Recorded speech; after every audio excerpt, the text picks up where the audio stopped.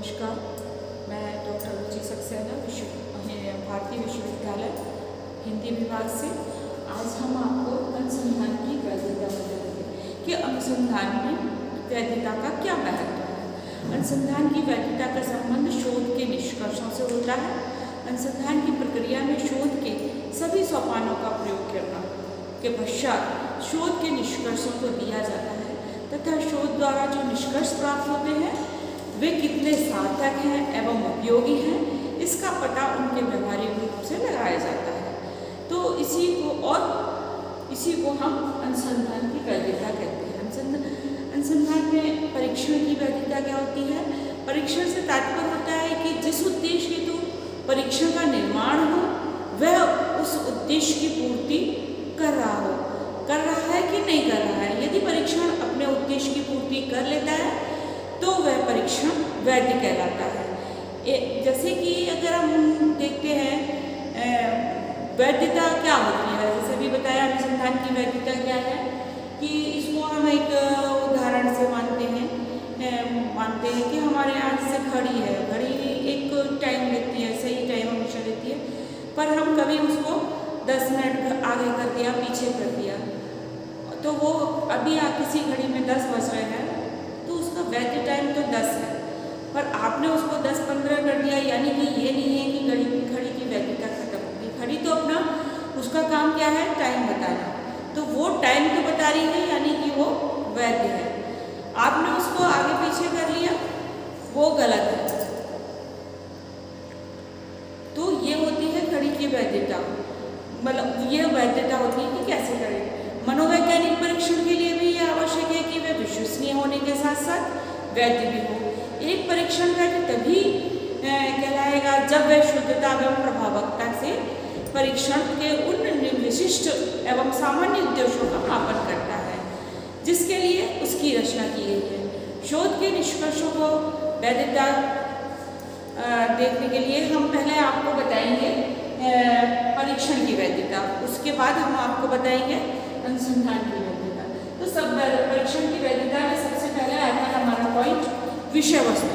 विषय वस्तु क्या है? जिस चीज़ की हम जांच कर रहे हैं, वैधता निकाल रहे हैं, उस चीज़ से संबंधित, जैसे कि हम हिंदी का अनुसंधान कर रहे हैं, कोई पेपर लेते हैं और आप जैसे 12th में ही है तो हिंदी का पेपर ले रहे हैं और हिंदी में आपके बहुत सारे कवि हैं, रसखान है, सूर है, तुलसी है, कबीर है, और हम जब पेपर आपको देते हैं तो उसमें पर्टिकुलर हम एक कवि को दे देते हैं, तो ये वैध नहीं माना जाएगा, विषय वस्तु के अनुसार नहीं आएगा। विषय वस्तु का मतलब है कि उस चीज़ की जो भी टॉपिक हम ले रहे हैं उसका पूरा परीक्षण आप करें तो विषय वस्तु है। हमने केवल आपका कबीर पूछ लिया और सूर, तुलसी, जायसी को छोड़ दिया, तो ये विषय वस्तु की वैधता नहीं होगी। विषय वस्तु की वैधता तभी मानी जाएगी जब हम सारे कवियों से आपसे उसमें क्वेश्चन पूछेंगे, तब आपकी विषय वस्तु की वैधता मानी जाएगी। नेक्स्ट पॉइंट आता है रूप की वैधता। रूप का मतलब इसको फेस से भी लेते हैं, यानी कि बाहरी वैधता। बाहरी वैधता क्या है कि जैसे कि रूप की अभी हम आपको बताया परीक्षण की विषय वस्तु, अब नेक्स्ट है रूप की वैधता। रूप की वैधता यानी कि बाहर से जो पता चलता है कि क्या है देखने से, तो वो रूप की वैधता होती है। इसके उदाहरण में जैसे हम ले लेंगे कि किसी का एनसीसी की परेड करा रहे हैं। एनसीसी की परेड में हम क्या देखते हैं? हम देखते हैं कि जितने भी लोग हैं वो सही चल रहे हैं नहीं, सही कर रहे हैं कि नहीं, या उनकी प्रॉपर ड्रेस है कि नहीं। ये चीज़ें जो हैं वो रूप की वैधता में आती हैं। जब हमें एनसीसी कराते हैं तो हमको उनको बहुत सी सारी चीज़ें सिखाते हैं।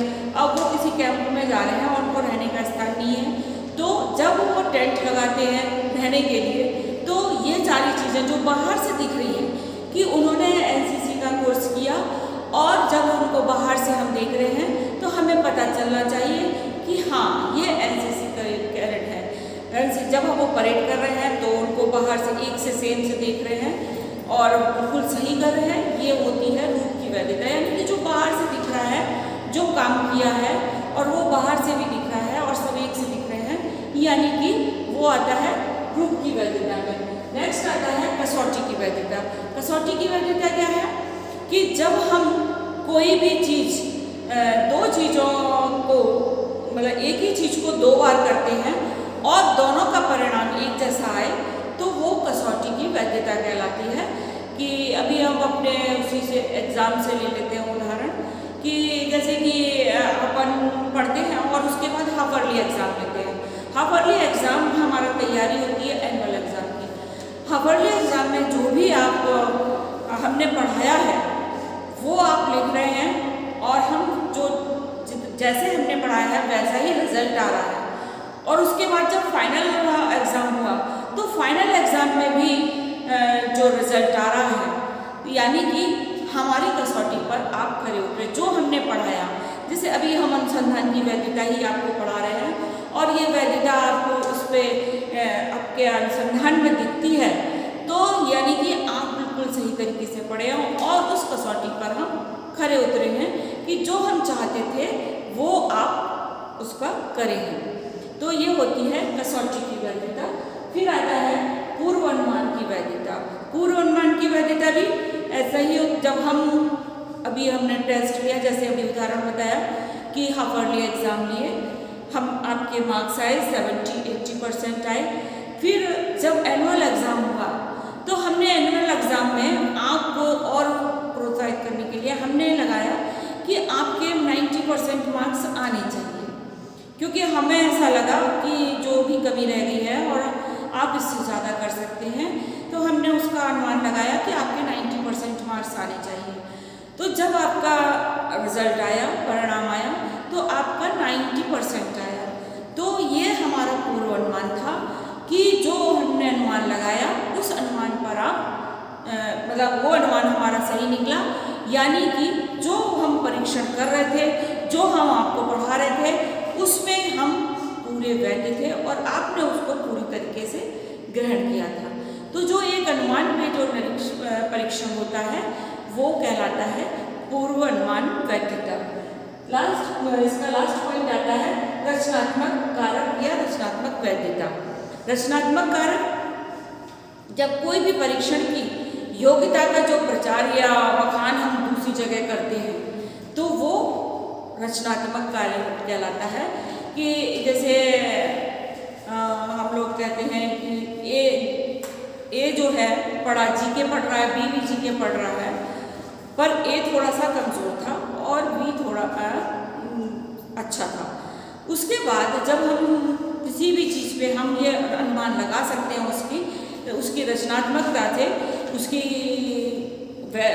बुद्धि से कि यदि ए थोड़ा कमज़ोर है तो ए किसी प्रॉब्लम में पड़ेगा तो वो इस चीज़ को नहीं सॉल्व कर सकता और बी की बुद्धि थोड़ी सी ज़्यादा अच्छी है ये किसी भी परिस्थिति में इस चीज़ को हासिल कर सकता है। कि जैसे एग्ज़ाम के समय में आ गया कि यदि कोई भी क्वेश्चन कई लोग ऐसे होते हैं कि जो सिंपल क्वेश्चन होता है उसको कर लेते हैं और अगर क्वेश्चन को घुमा फिरा के दे देते हैं तो नहीं कर पाते हैं। ये उनकी बुद्धि पर निर्भर करता है। ऐसा ही यदि बी ए कमज़ोर है और उसको क्वेश्चन का आंसर नहीं दे पाएगा हमको मालूम है क्योंकि क्वेश्चन थोड़ा सा घूम गया है और हमको मालूम है कि बी किसी भी परिस्थिति में उस क्वेश्चन का आंसर दे देगा क्योंकि उसकी जो वैधता है रचनात्मक है और उस परीक्षण में वो पास हो चुका है। तो ये होता है हमारा रचनात्मक कारक, इसकी रचनात्मक वैधता। अब आता है नेक्स्ट वैधता के प्रकार।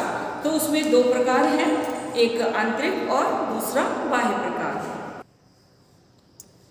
हमने बताया कि वैधता के दो प्रकार हैं, आंतरिक वैधता और बाह्य वैधता। आंतरिक वैधता क्या है? आंतरिक वैधता तात्पर्य है उन शोध निष्कर्षों से होता है जिनके प्रदर्शन नियंत्रित परिस्थितियों से एकत्रित किए जाते हैं। इसके अंतर्गत परीक्षण पदों का उप परीक्षण एवं संपूर्ण परीक्षण के प्रत्येक पद का आपस में सहसंबंध ज्ञात करते हैं और प्रयोगात्मक शोध से जो निष्कर्ष प्राप्त होते हैं उनकी आंतरिक वैधता अधिक होती है। जो प्रयोग से यानी कि हमने प्रयोग किया है यानी कि हमने उसको अंदर तक जांच किया है, उसका परीक्षण किया है, इसलिए उसकी वैधता अधिक होती है। क्योंकि जो वो मतलब बाह्य दृष्टि से हमने उसको सही घोषित नहीं किया है, उसका हमने प्रयोगात्मक किया है। प्रयोगात्मक सोच से परिस्थितियाँ जितनी अधिक नियंत्रित की जा सकती हैं उनकी उतनी अधिक आंतरिक वैधता होती है। आंतरिक वैधता को निष्कर्षों का उपयोग सामान्य परिस्थितियों में नहीं किया जाता है और यह सामान्य परिस्थितियों में उपयोग हो भी नहीं सकता है। पहली बात तो करना नहीं चाहिए और दूसरा हो भी नहीं सकता है। आंतरिक वैधता जांचने के लिए हमें प्रयोगात्मक शोध में प्रयोगात्मक परीक्षण करना आवश्यक होता है। नेक्स्ट पॉइंट हमारा है बाह्य वैधता। बाह्य वैधता में क्या है? बाह्य वैधता का अर्थ है उन शोध निष्कर्षों से है जिनमें न्यायाधीश जनसंख्या के शुद्ध रूप में प्रतिनिधित्व करता है। सर्वेक्षण विधि से जो निष्कर्ष ज्ञात होता है उसकी बाह्य वैधता अधिक होती है और आंतरिक वैधता कम होती है। तो न्यायाधीश जितना शुद्ध प्रतिनिधित्व करता है उसकी बाह्य वैधता उतनी ही अधिक होती है। बाह्य वैधता से तात्पर्य है शोध के निष्कर्षों की व्यावहारिकता का अधिक होना। वह सर्वेक्षण अनुसंधान में अधिक होता है। ये जो है बाह्य वैधता जो है ज़्यादातर सर्वेक्षण अनुसंधान में प्रयोग की जाती है क्योंकि सर्वेक्षण सामान्य परिस्थितियों में किया जाता है। शोध की बाह्य वैधता के लिए शोध के चरों में कोई भी कारण प्रभाव संबंध स्थापित नहीं किया जा सकता है। यद्यपि समस्त मानसिक परीक्षणों में की वैधता को ज्ञात करने के लिए दोनों प्रकार की कसौटियों का प्रयोग किया जाता है, यानी आंतरिक प्रयोग भी किया जाता है और बाह्य प्रयोग किया जाता है। तो ये था आज का हमारा अनुसंधान की वैधता, जिसमें हमने वैधता परिभाषा और परीक्षण की वैधता और वैधता के प्रकार बताए।